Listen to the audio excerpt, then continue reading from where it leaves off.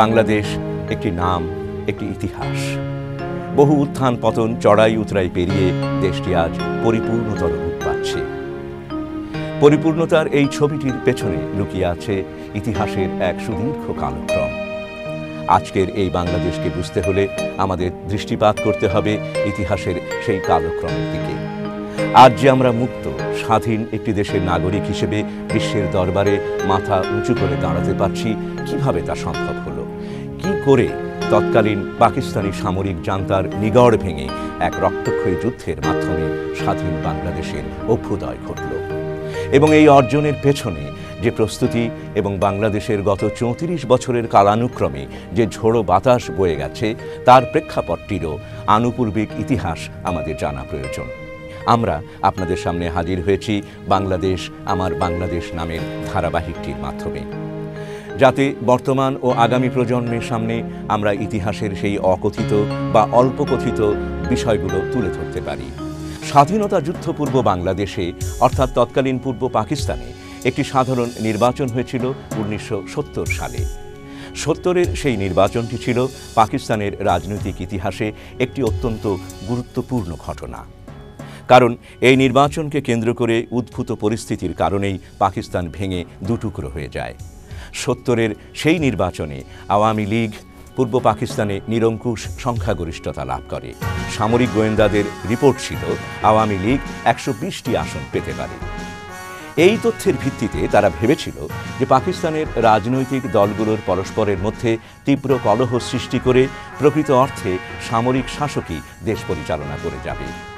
কিন্তু নির্বাচনের রায়ে তাদের সমস্ত পরিকল্পনা ভেস্তে যায়। পাকিস্তানি সামরিক বাহিনী তখন এক গভীর ষড়যন্ত্রে লিপ্ত হয়।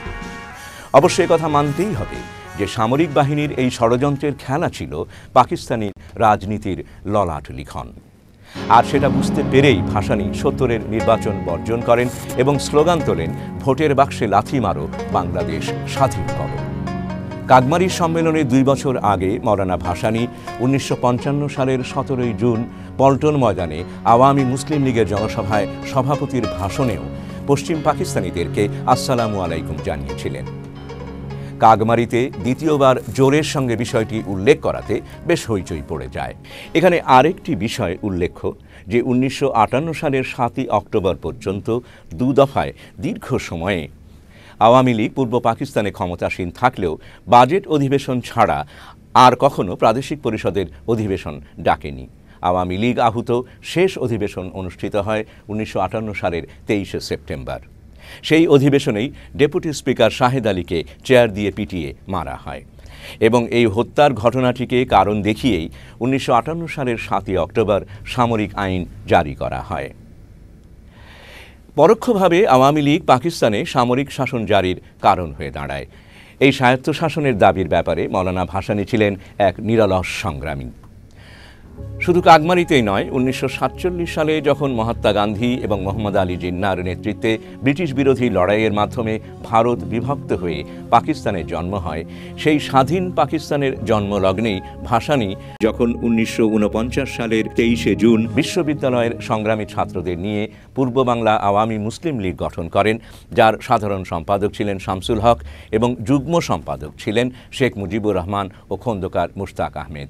সেই সময়ই দলের ৪২ দফা বিশিষ্ট ইশতেহারের প্রথম দাবি ছিল লাহোর প্রস্তাব অনুসারে প্রতিরক্ষা, পররাষ্ট্র ও মুদ্রা ব্যবস্থা কেন্দ্রীয় সরকারের হাতে রেখে বাংলার জন্য পূর্ণ আঞ্চলিক স্বায়ত্তশাসন।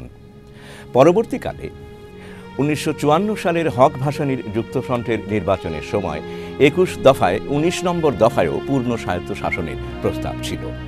উল্লেখ্য, ১৯৬৬ সালে লাহোরের গোলটেবিল বৈঠকে রুহুল কুদ্দুস কর্তৃক লিখিত ও শেখ মুজিব কর্তৃক উত্থাপিত ৬ দফার প্রথম ৩টিই হল ভাসানীর নেতৃত্বে ৪২ দফার প্রথম দফা এবং যুক্তফ্রন্টের ২১ দফার ১৯ নম্বর দফাকে ভেঙে করা।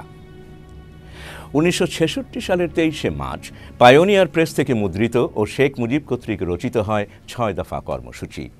আমাদের বাঁচার অধিকার নামক পুস্তিকাতেও বলা হয় লাহোর প্রস্তাব অনুযায়ী পূর্ব বাংলার স্বায়ত্তশাসন দিতে হবে। যাই হোক, এখানে আরও উল্লেখ করতে হয় যে শেখ মুজিব তার রাজনীতির প্রথম যুগে ভাসানীর দ্বারা প্রভাবিত হলেও মুজিব ক্ষমতাসীন ব্যক্তিত্ব সোহরাওয়ার্দীর দিকেই পুরোপুরি ঝুঁকে পড়েন। এবং সোহরাওয়ার্দীর আদর্শে অনুরক্ত হন। এর ফলস্বরূপ প্রধানমন্ত্রী সোহরাওয়ার্দী শেখ মুজিবুর রহমানকে টি বোর্ডের চেয়ারম্যান পদে নিযুক্ত করেন এবং মোটা অঙ্কের ভাতাসহ গাড়ি বাড়ির ব্যবস্থা করে দেন। রাজনীতিতে ভাসানী অসাম্প্রদায়িক ও স্বায়ত্তশাসনের সমর্থক হওয়ার কারণে সেই কাগমারি সম্মেলনেই ভাসানীকে একজন কমিউনিস্ট, পাকিস্তানের সংহতি বিরোধী এবং ভারতের দালাল বলে গালি দেয়া হয়। এই সময় সরকার ও আওয়ামী লীগের প্ররোচনায় পত্রিকাগুলো ভাসানী ন্যাপের বিরুদ্ধে প্রত্যক্ষ যুদ্ধে লিপ্ত হয়। এত আক্রমণ এবং ঝড়ঝঞ্ঝার পরও তদানীন্তন পাকিস্তানের রাজনীতিতে পূর্ব পাকিস্তানের অধিবাসীদের স্বার্থ রক্ষায় মৌলানা ভাসানী ছিলেন আপোষহীন এক বলিষ্ঠ কণ্ঠ। এখানে উল্লেখ্য যে 1958 সালে আইয়ুব সামরিক শাসন জারির মাধ্যমে ক্ষমতা দখল করে বসেন। সামরিক শাসন জারির পর উদ্ভূত পরিস্থিতির কারণে সমস্ত রাজনৈতিক কর্মকাণ্ডই স্তিমিত হয়ে পড়ে। আইয়ুব ভাসানীকে গ্রেপ্তার করে, পরে ভাসানী মুক্তি পান। 1964 সালে আইয়ুব সাধারণ নির্বাচনের ঘোষণা দিলে ভাসানী অগ্রণী ভূমিকা নিয়ে নির্বাচনে ফাতেমা জিন্নাকে আইয়ুব খানের বিরুদ্ধে প্রতিদ্বন্দ্বিতায় নামান। বেসিক ডেমোক্রেসি বা মৌলিক গণতন্ত্রের মাধ্যমে নির্বাচন হওয়াতে আইয়ুব ভোট কিনে সে যাত্রা নির্বাচনে জিতে যান।